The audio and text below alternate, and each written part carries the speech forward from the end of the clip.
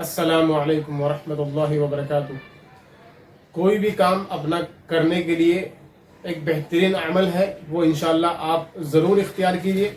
उसके अलावा आप कोई भी ऐसा अमल जो अल्लाह के नबी सल्लल्लाहु अलैहि वसल्लम की शरीयत के ख़िलाफ़ है वो हरगिज़ ना करें।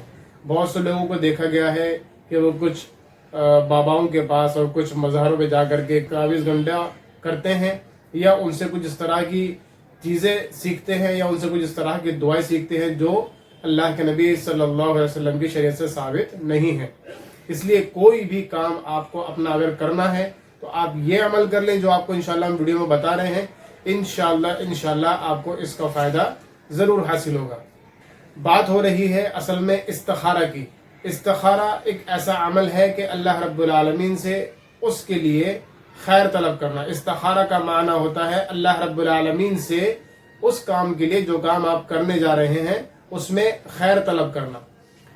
इस्तिखारा के ताल्लुक से कुछ गलत फहमियाँ हैं, वो आपको पहले बताना चाहता हूँ। आप इस पर गौर करें क्योंकि जो गलत फहमियाँ हमारे बीच पे राइज हैं उन गलत फहमियों को मुझे बताना है ताकि आप उनको ना करें, क्योंकि इन गलत फहमियों को आप दूर करेंगे तो इंशाअल्लाह आप शरीयत मुतहरा पर सही से अमल कर पाएंगे। वरना आप ऐसे गलत चीज़ें करते आ रहे हैं। हमने भी पहले ऐसे इस्तिखारा किया है जो शरीयत से साबित नहीं था, लेकिन अल्हम्दुलिल्लाह हमने उलमाए हक के बीच में बैठकर और ये चीज़ें सीख कर अपनी ज़िंदगी में हमने समझा है कि अल्लाह रब्बुल आलमीन ने जो सही तरीक़ा हमको बताया है अल्लाह के नबी सल्लल्लाहु अलैहि वसल्लम के ज़रिए और मुहद्दिसीन किराम को अल्हम्दुलिल्लाह अल्लाह ने कुदरत दी है और आज उलमाए किराम उलमाए हक को अल्लाह रब्बुल आलमीन ने इस बात की कुदरत दी है। बात यह है कि इस्तिखारा के ताल्लुक से बहुत से लोगों को इस बात की गलत फहमी है कि इस्तिखारा कर लिया जाए और इस्तिखारा कर लेने के बाद में ख्वाब में आपको या तो कोई बुजुर्ग आकर कुछ बताएंगे या आपको धुआं नजर आएगा या आपको कोई वाइट पोशाक पहनकर कोई इंसान नजर आएगा और वो आपको फला चीज़ें बताएगा तो आपके उस काम में आसानी होगी। ये बिल्कुल गलत है, कुरान और सुन्नत के ये खिलाफ है। इस तरीके से हमको नहीं करना है और इस तरीके से हमको नहीं सोचना है।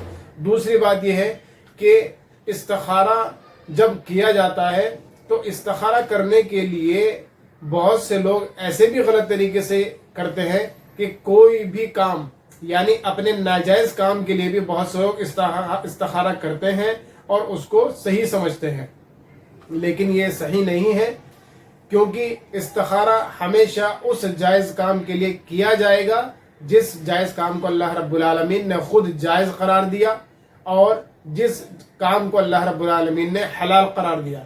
यानी आप किसी अपने हराम काम की वजह से इस्तिखारा नहीं कर सकते। मिसाल के तौर पर अगर कोई इंसान शराब की दुकान खोलने जा रहा हो या कोई इंसान सूद का काम करने जा रहा हो और वो इस काम के लिए इस्तिखारा करे तो ये चीज़ जायज़ नहीं है, क्योंकि वो काम पहले से ही हराम है, इसलिए उस काम के लिए इस्तिखारा नहीं किया जाएगा। जो जायज़ काम है उसके लिए आप इस्तिखारा कर सकते हैं। शरीयत इस्लाम ने अल्हम्दुलिल्लाह हमको इजाज़त दी है। तो चलिए हम बढ़ते हैं उस बात की तरफ कि शरीयत इस्लाम में अल्लाह रब्बुल आलमीन ने मोहम्मद सल्लल्लाहु अलैहि वसल्लम के ज़रिए हमको इस्तिखारा करना किस तरह सिखाया।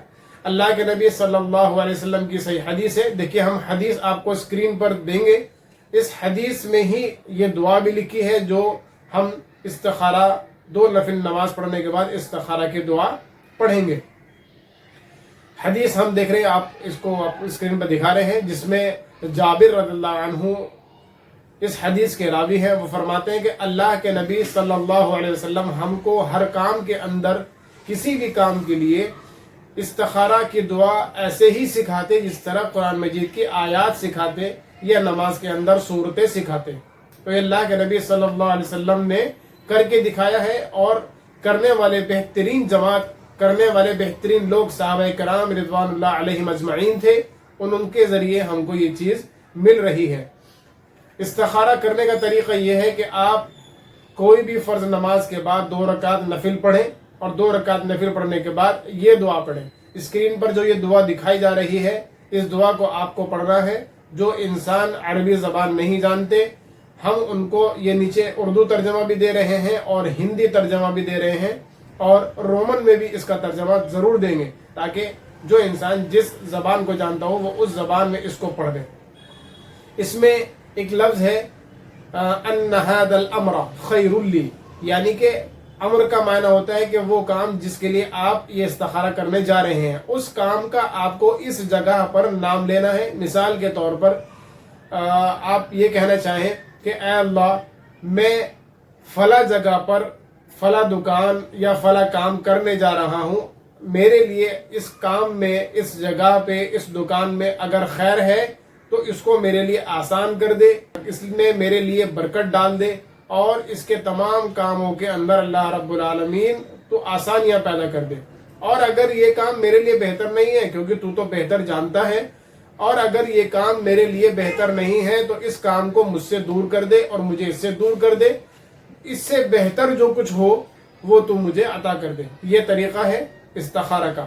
2 رکعت نفل آپ کو پڑھنا ہے، اور اس کے بعد آپ کو یہ استخارہ کی دعا پڑھنی ہے جو ہم نے اسکرین پر آپ کو بتائی ہے۔ تو یہ طریقہ ہے، اس کے علاوہ اور کوئی طریقہ نہیں ہے۔ اللہ سے دعا کرتا ہوں کہ اللہ رب العالمین ہم کو بدعت سے، خرافات سے، شرک سے محفوظ رکھے، اور اللہ رب العالمین ہم کو قرآن اور احادیث صحیح پر صحیح طریقے سے عمل کی توفیق دے، اور اللہ رب العالمین ہم کو جب تک زندہ رکھے توحید پر زندہ رکھے، اور جب اللہ رب العالمین ہمارا خاتمہ کرے تو توحید پر خاتمہ کرے۔ آمین۔ السلام علیکم ورحمۃ اللہ وبرکاتہ۔